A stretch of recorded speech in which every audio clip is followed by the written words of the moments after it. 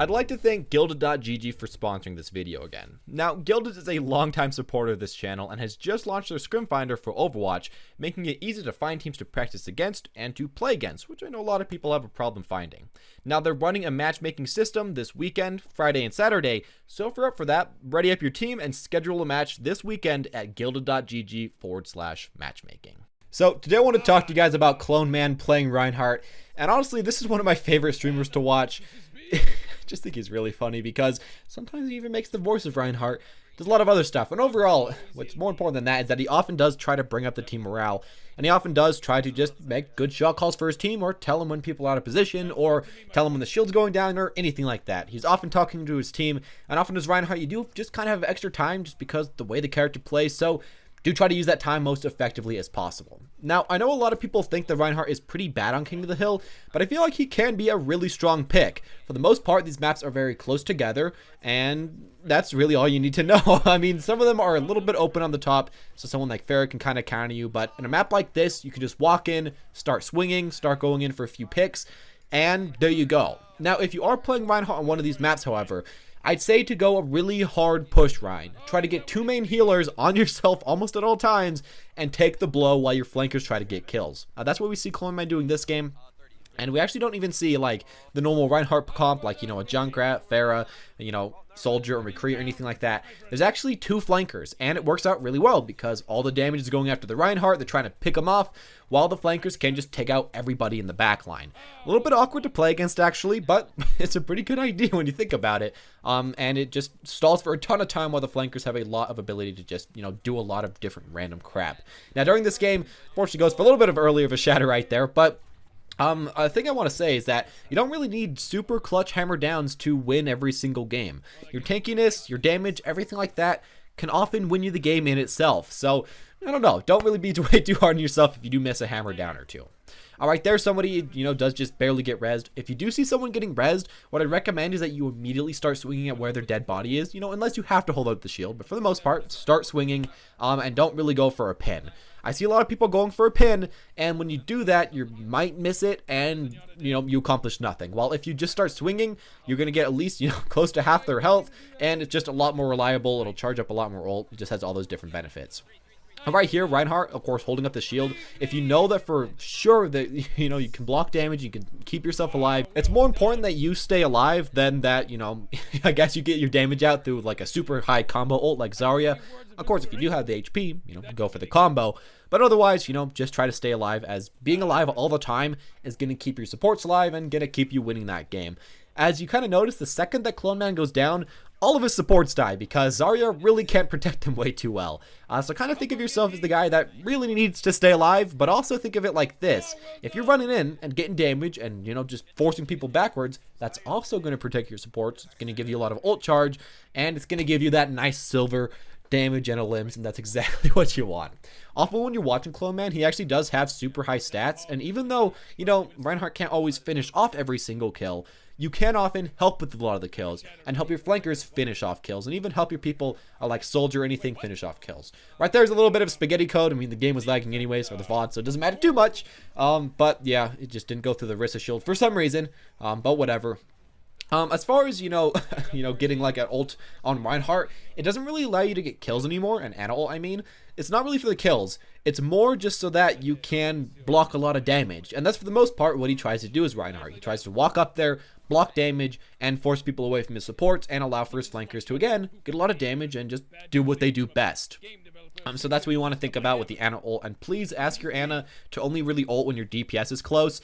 Don't really have her expect that you're going to kill everybody unless you have a Lucio on your team. But if you have a Lucio, then most of this comp wouldn't really work for you. So, I don't know. Just kind of think about it like that.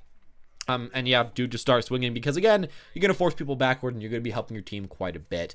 As far as charge, though, finally, on that point, he only really used charge to get back to point or to go for a pick while his team was super far ahead. He didn't really go for charge to get picks when his team was tied or behind.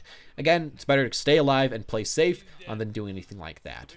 All right, there he turns around, protects his backline. You should be trying to do that. Ask your teammates to actually tell you when people are going for your backline, or just try to do it yourself.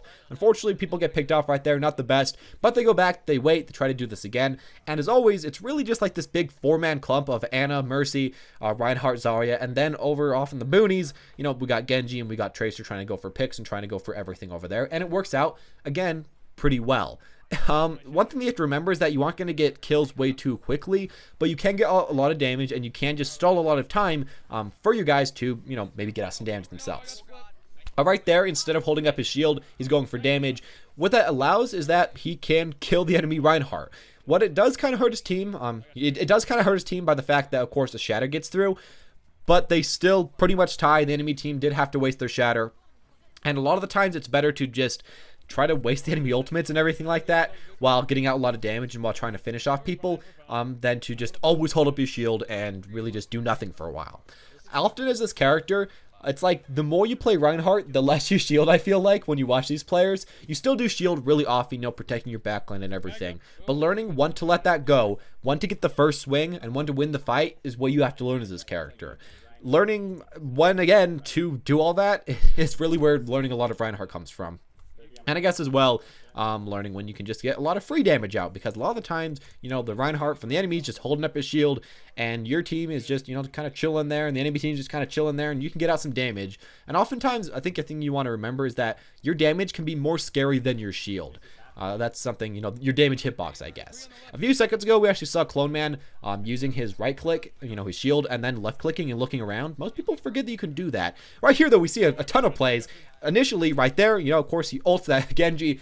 Ulting a Nano Genji, 100% always worth it. As well with that, though, he did go with his healers to kill a DPS all the way out in the boonies, that being the Kree. If you do find a DPS that's out just nowhere, it's almost always worth it to try to kill them as well.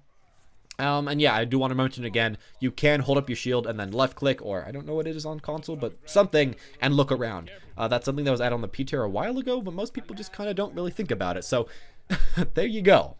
This game, I think it's like a second ago, or maybe right now or something, CLONEMAN does actually hold up his stats for a second, and he has silver damage and silver limbs. So something you should kind of learn is that you can deal a lot of damage and get a lot of kills as Reinhardt on King of the Hill. Again, you are close up. You are just in a good position to keep attacking, and especially, if you have something like that Ana ult right there, that's even better for yourself. Now right here, it's a little bit awkward if his people get picked off. He does luckily get a pick on that guy though, but luckily for CLONEMAN, his backline, or not his backline, his flankers have been playing super well, pretty much out of their minds. And he's been taking a huge blunt of the damage, really just all the attention, and, the flankers can essentially just win the game for them. And it's not way too hard for the flankers either, because they aren't really trying to, save themselves. They aren't trying to get kills while being safe. They can just get the kills and not really have to worry about anything. And that's mainly, again, where the strategy just kind of starts going. During that Graviton also, if you think that you're going to die anyways, a lot of times it's just a good idea to start swinging and hope that maybe you can get a pick or get a lot of ult charge. I guess that's something you just kind of have to get used to. Right here we do see that, CLONEMAN did get the shield from the Zarya. You want to always make sure that you have that up and that you ask for that. Right there is going after the Lucio a little bit. I don't feel like you can really ever kill Lucio as this character unless you get the pin, so that's kind of awkward, but he really just didn't hit anyone else, so there's no one else to really go for. One thing also about this game, though, is that if CLONEMAN goes down again, it's going to be hard for his team to really do anything. So he's got to make sure that if he does go in and die, that the res is up. And that's really happening for the most part. Finishing off right here, of course, he goes for an ultimate. I think the enemy Ryan tried to go for one, but didn't really work out way too well. I guess something, before we get finished off, that you should keep in mind is that when you are playing Reinhardt, a lot of the times the enemy will go Reinhardt to kind of, just try to counter it, or Orisa. People just think that, you have to counter that character that you're playing with the same character that you're playing. I don't know why, but a lot of people do that. But if you are the better Reinhardt, you should be able to carry that. And if you are getting out a lot more damage, a lot more ults, everything like that, you should be able to carry your games. You should be able to start swinging, start killing, and, make the better shot calls. So I know a lot of people think, Rein doesn't take that much skill, or you can't, really outplay the enemy Rein. It's the small things that count with this character, and it's the small things that will really rank you up. And it's the small things that will make so that you work with just about any team comp. For the most part, I would have said, just looking at this comp, no, Reinhardt does not fit into this, but they made it work, and they ended up winning in the end. And I guess as well, you want to remember that, you know, you don't always have to block every single shatter, and you don't always have to hit every single shatter. It's beneficial if you do, but there still is the possibility that you could win the game just by pure, you know, game knowledge and just playing the game well in the first place. Anyways, as always, guys, thank you all for watching. This is all I'm going to say about this gameplay. CLONEMAN, again, one of my favorite streamers. Definitely recommend to check him out. If you guys enjoyed this video, make sure you leave a like. Comment down below what you think I should talk about in the next video. And, you know, join the notification squad or press the subscribe button to see more stuff like this in the future. As always, guys, though, thank you all for watching and have a wonderful day.